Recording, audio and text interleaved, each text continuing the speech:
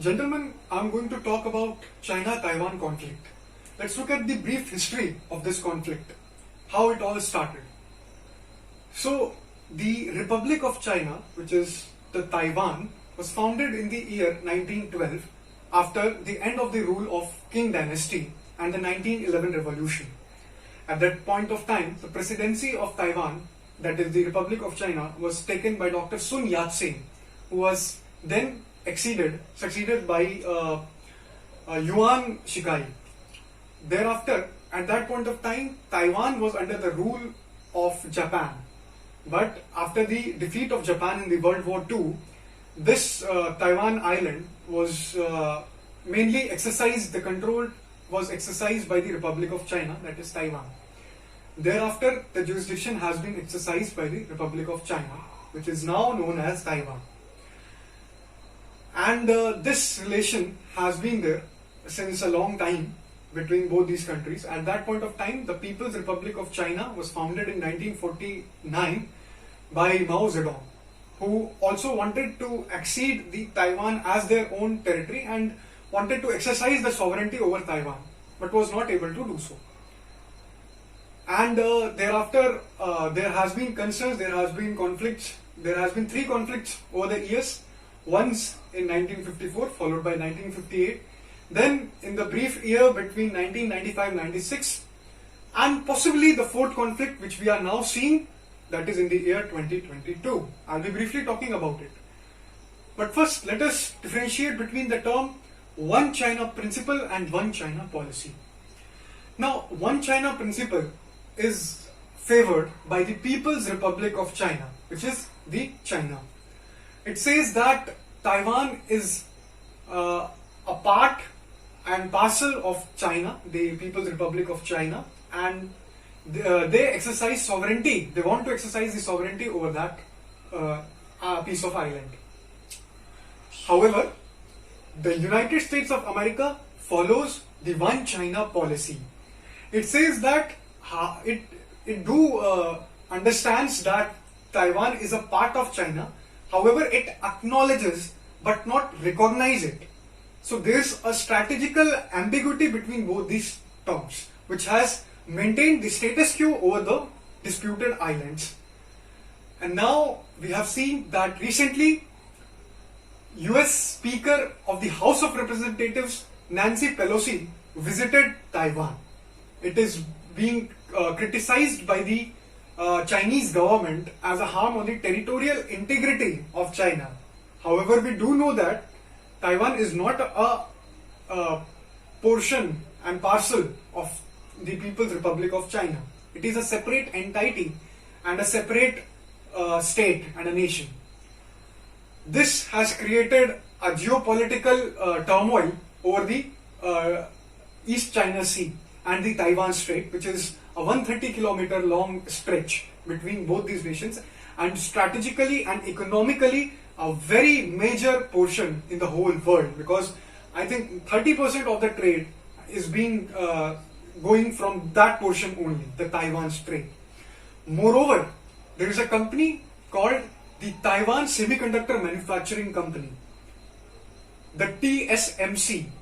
We now see that our phones, our any electronic equipment, be it in the form of computer, be it in the form of tablet, television, everything contains semiconductor chips, which is largely manufactured by the Taiwan Semiconductor Manufacturing Company.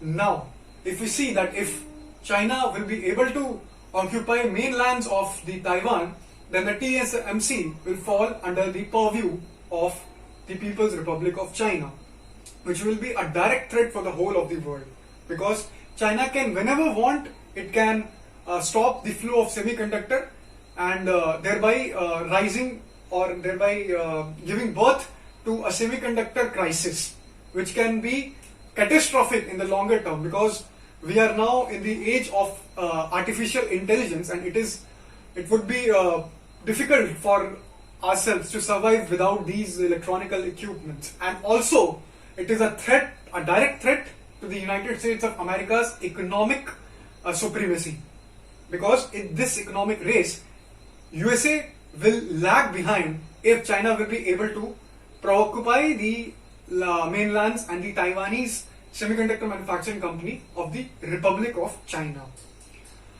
This is also a major threat to India because following this, then China will be able to exceed several territories in the longer run.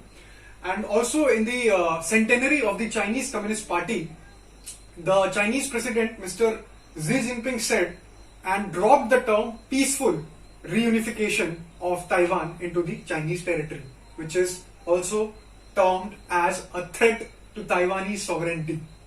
And for the whole of the world, it can again start a crisis, because it has been said that after the Russia-Ukraine conflict, there were at times that it is being said that China will try to instigate again a conflict over these disputed islands, a fourth conflict around the years. Also in the past, China has violated by sending fighter aircrafts to the Taiwanese air identification zone, and it has been termed as again harm on the territorial integrity of Taiwan. Moreover, during the Trump's administration, the Democratic People's Party of Taiwan was elected, and Tsai Ing-wen became the president of Taiwan. And during those terms, during the Trump administration, the Tsai Ing-wen party and the Trump reconciled, and also there were having conversations between the same, and the relations warmed in those periods. And also the Taiwanese also occupied and sustained several defense equipments from United States of America, like the Viper, F-18 Viper, and several other aircrafts, along with tanks, artillery, missiles, guns, and other naval vessels, etc. So there has been a snowball. This conflict can snowball into a war in the longer term if not taken careful of.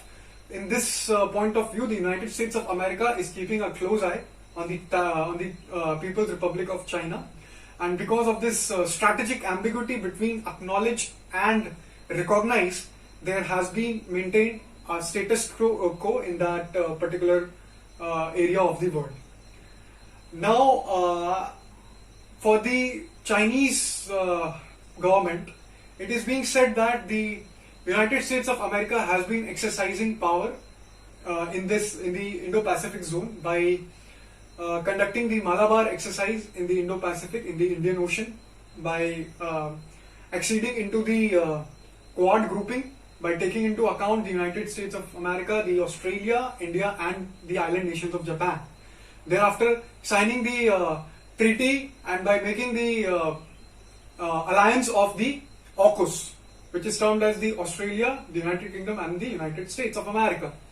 So this has been the larger conflict over the years between all these nations.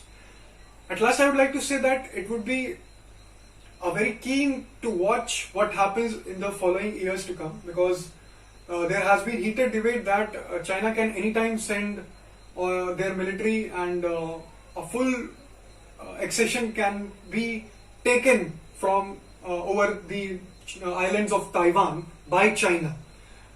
It would be beneficial, and it would be highly watchable to see what happens in the coming years, because anyway we have to stop this and to maintain the status quo, which will be in interest of all the nations over the world, because we cannot afford to instigate another food security crisis, another supply chain crisis. Thank you.